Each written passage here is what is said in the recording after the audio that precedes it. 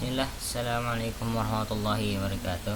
Pada kesempatan kali ini saya akan mereview pelajaran saya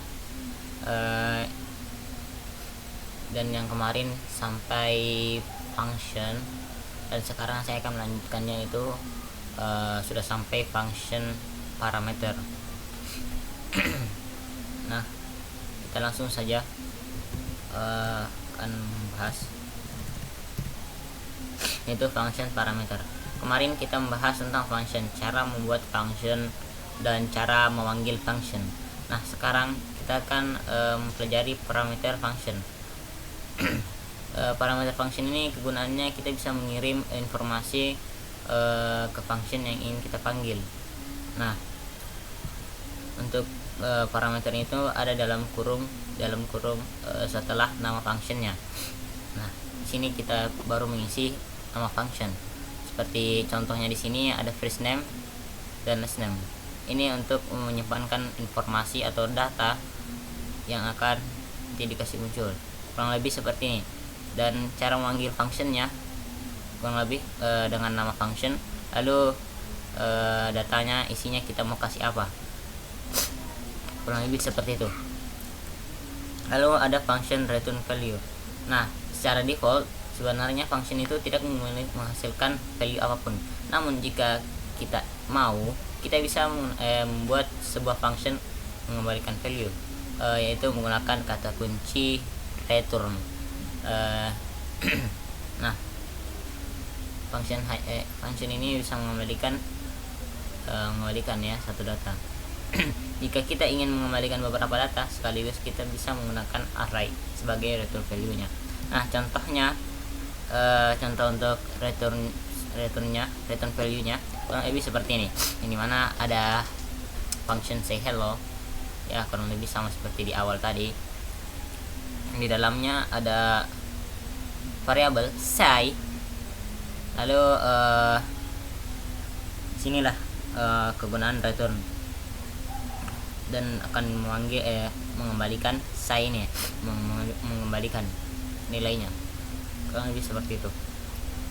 Lalu ada juga function return value lebih dari satu, ya kurang lebih seperti ini.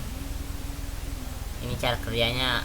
Nanti di atas ada value, ya ada variabel value. Ini kok diatur nilainya, yang pastinya sesuai dengan nilai ini ya, dan dia akan mengeluarkan satu di antara ini semua, mengeluarkan value, mengembalikan value. Lebih seperti itu. Lalu ada cara menghentikan eksekusi dengan return. Kita juga bisa menghentikan eksekusi dengan return. Kurang lebih contohnya seperti ini ya, menghentikan eksekusi dengan return. Ada function it contains, yang mana memiliki dua buah parameter, array dan search value. Lalu menggunakan perulangan for of, yang dimana elemen ini sama seperti array. Lalu di dalamnya ada else if hanya if ya, yang dimana jika elemen sama dengan search value, maka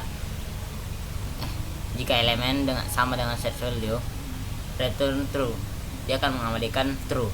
Nah, jika elemen dengan search value ini benar, maka dia akan mengembalikan true, maka dia akan memberhentikan kodenya. Tapi jika tidak, maka dia akan turun ke bawah, maka akan menjalankan kode berikutnya. Nah, ini menghentikan eksekusi dengan return ya. Misal kalau di atas sudah berhenti, di bawahnya tidak akan dieksekusi lagi. Kurang lebih seperti itu. Lalu ada optional parameter. Nah, secara default parameter di function itu optional. Artinya kita tidak wajib mengisi value-nya ketika memanggil function.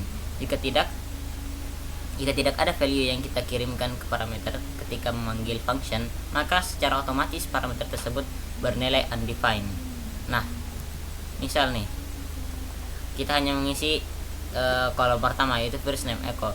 Nah, ini isi yang lain, parameter yang lain, dia itu langsung bernilai undefined. Kurang lebih seperti itu. Ya, paling yang ini keluar sebagai echo, lalu undefined. Lalu ada default parameter. Default parameter itu kita bisa mengkostumnya sendiri.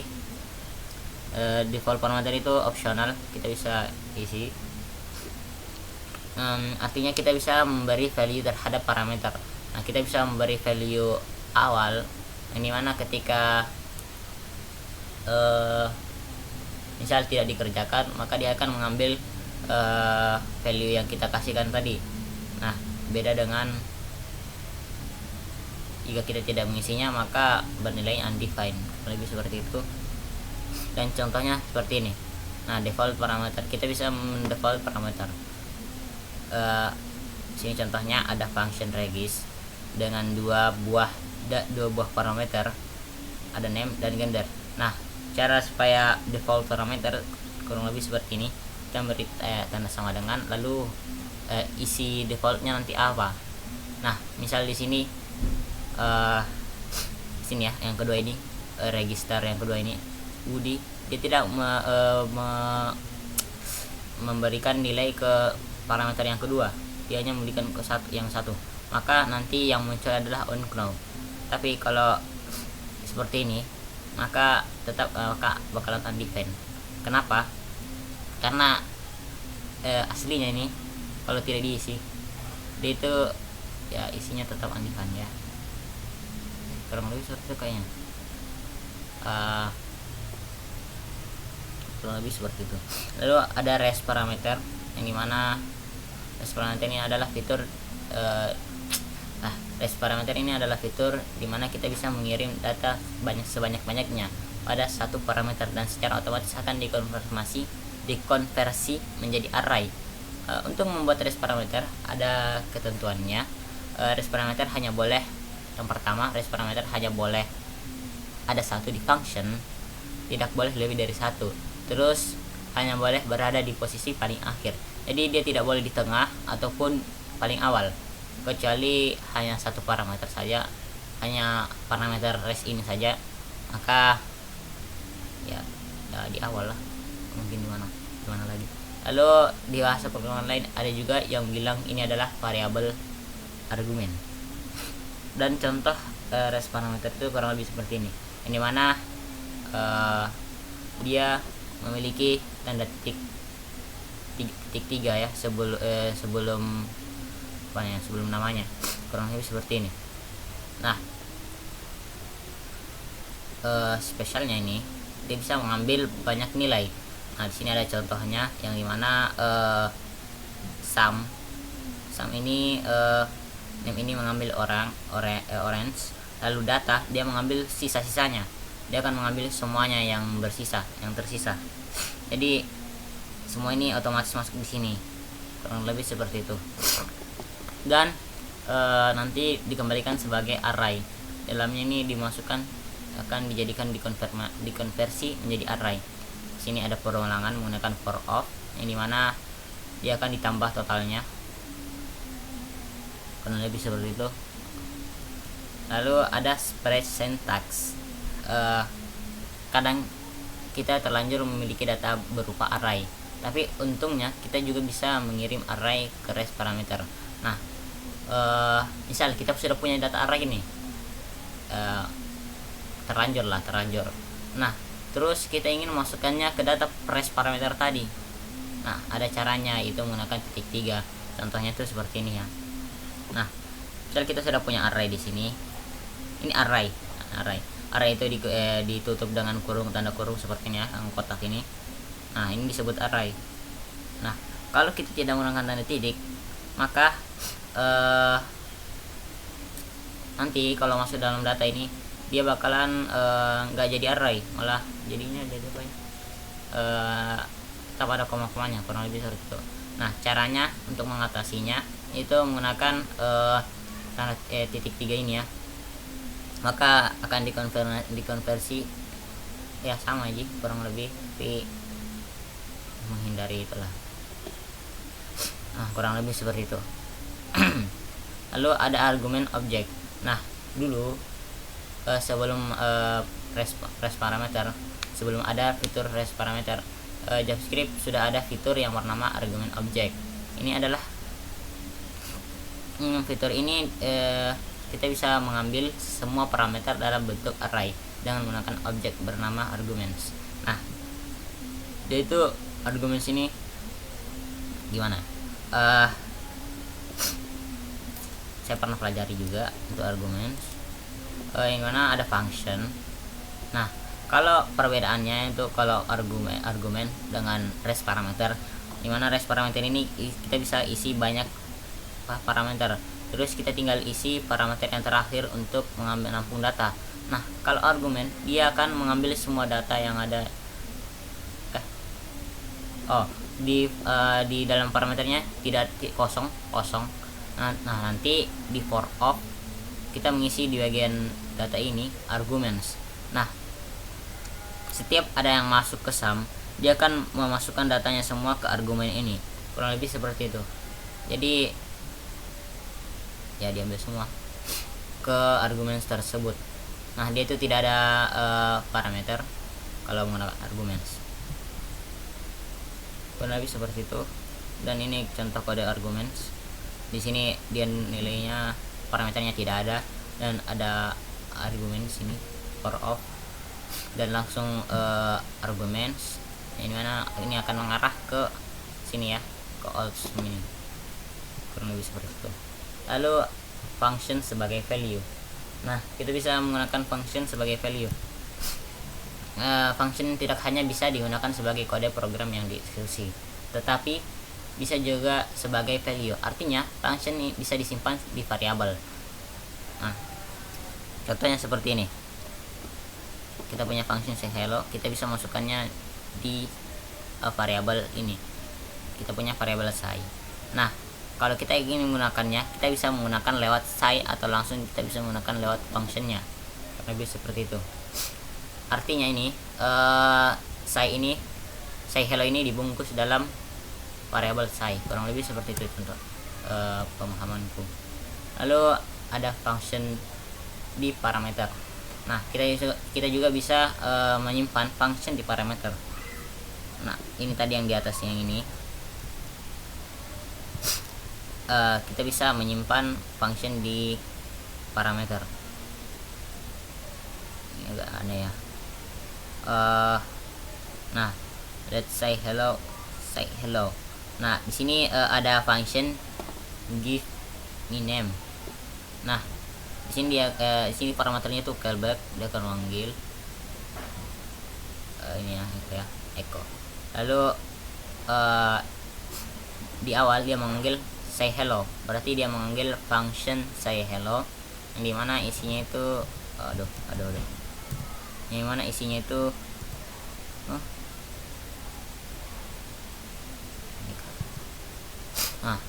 yang gimana isinya itu seperti ini ya, hello. Nah, tapi belum ada dia manggil apa. Nah, kurang lebih seperti ini.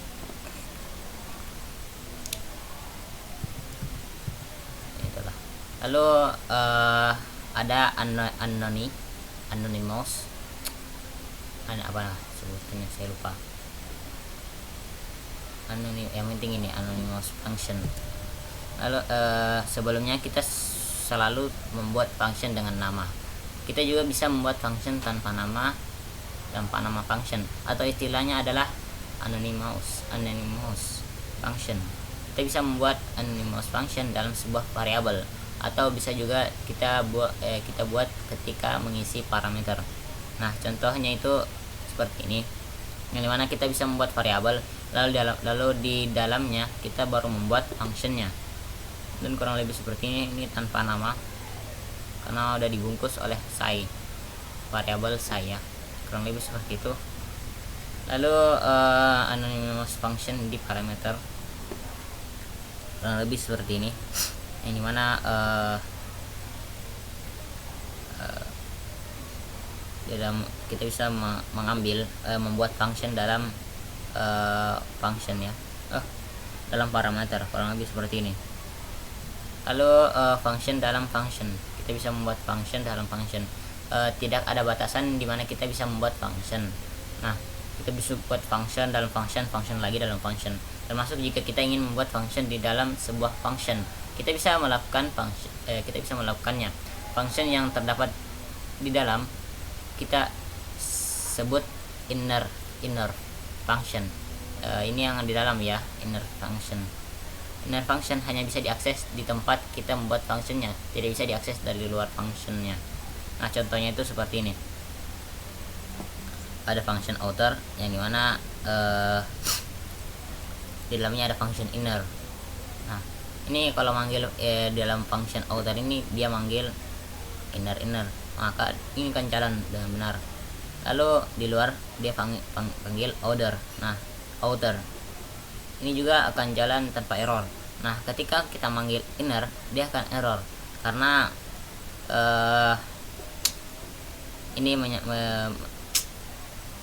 menyinggung scope ya, dimana apa namanya kak, inner yang penting inilah dia itu ada batasannya, yang dimana inner ini hanya bisa dipanggil dalam function itu saja, nggak bisa di luarnya, nggak bisa di luar. Nah kalau inner mau ngakses keluar dia bisa ngakses, tapi kalau dari luar mau ngakses ke dalam nggak bisa, kurang lebih seperti itu.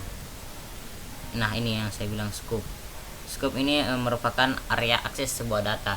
Ada dua jenis scope, ada global scope dan lokal. Setiap kita membuat function maka kita akan membuat local scope untuk function tersebut. Data di global scope bisa diakses dari local scope, namun data di local scope hanya bisa diakses di local scope tersebut atau di scope lokal di bawahnya. Nah contohnya itu seperti ini ya, yang dimana global scope ini adalah counter dan local scope ini yang ada dalam function hit me. Nah ini bisa ngakses yang ada di luar, kurang lebih seperti itu. Ini untuk global scope. Nah kalau local scope yang ada di lokal ini kita mau panggil dari dalam keluar, dari luar ke dalam. Nah ini akan error, nggak bisa kecuali dari luar ke dalam. Lalu ada kode nested function scope. Nested ini bisa sama interest, apa bedanya? Nah